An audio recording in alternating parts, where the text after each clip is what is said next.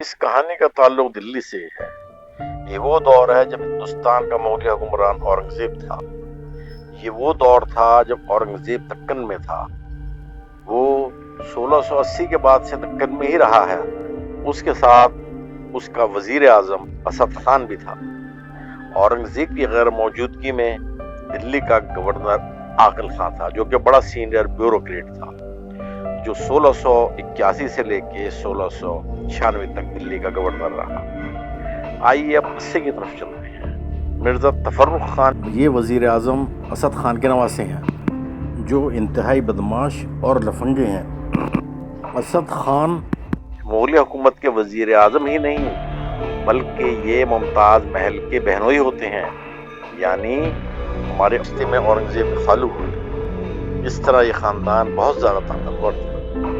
مرزا تفرق کے بارے میں تاریخوں میں لکھا ہے کہ وہ بازاروں میں لوٹ مار بھی کرتا تھا۔ جمنا میں نہاتی ہوئی عورتوں کے ساتھ غنڈہ گردی کرنا اس کے بائیں ہاتھ کا کھیل بن گیا تھا۔ ایسے میں کچھ شکایتیں دلی سے دکن پہنچی۔ اورنگزیب ان شکایتوں کو اپنے پرائم منسٹر اسد خان کو ریفر کر دیتا تھا، جو کہ اس کے خالو بھی تھے۔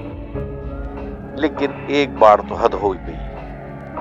ہوا یوں کہ اورنگزیب کے ایک ہندو آرٹلری مین گھنشیام کی شادی تھی، اور دولہے صاحب گھوڑے پر سوار تھے اور دلہن ڈولی میں چلی آ رہی تھی، اور یہ شادی اتفاق سے تفرق خان کے گھر کے سامنے پہنچی۔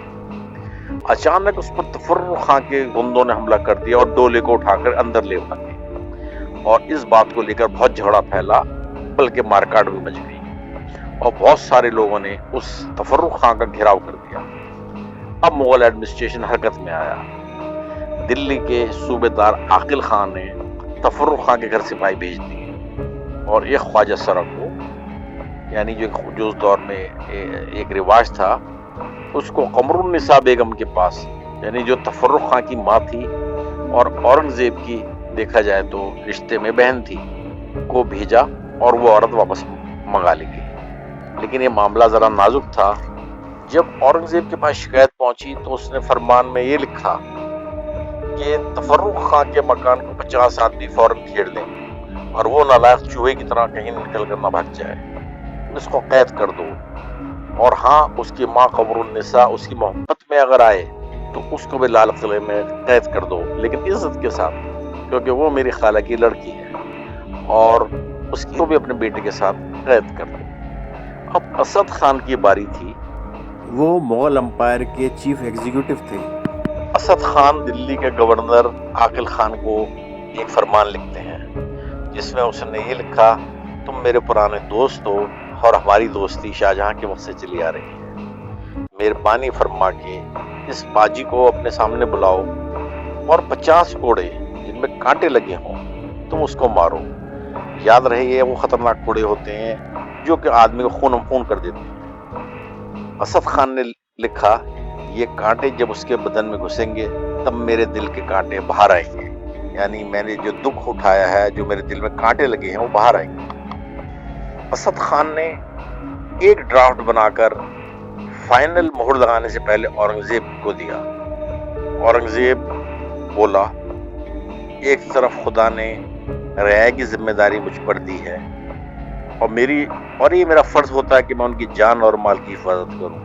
دوسری طرف ایک نالائق لڑکا ہے جو حضرت نوح کی اولاد کی طرح ہے۔ اورنگزیب نے اس فرمان کو اپروو کر دیا، لیکن ایک کونے میں ایک بات لکھی اس نے لکھا: مجھے یہ منظور نہیں ہے کہ میرے رشتہ دار کو کوئی اور دوسرا سزا دے۔ خدا نے زندگی دی تو میں خود دلی میں آؤں گا اور اپنے ہاتھوں سے اس کو سزا دوں۔ اس قصے کی ڈیٹیل سر جادو ناتھ سرکار کی کتاب اورنگزیب میں دی ہوئی ہے۔ دوستوں، اگر آپ کو یہ قصہ پسند آئے تو ہمارے چینل کو سبسکرائب کیجئے، ویڈیو لائک کیجئے اور شیئر کیجئے، اور ہاں، اپنے کمنٹ ضرور دیجئے۔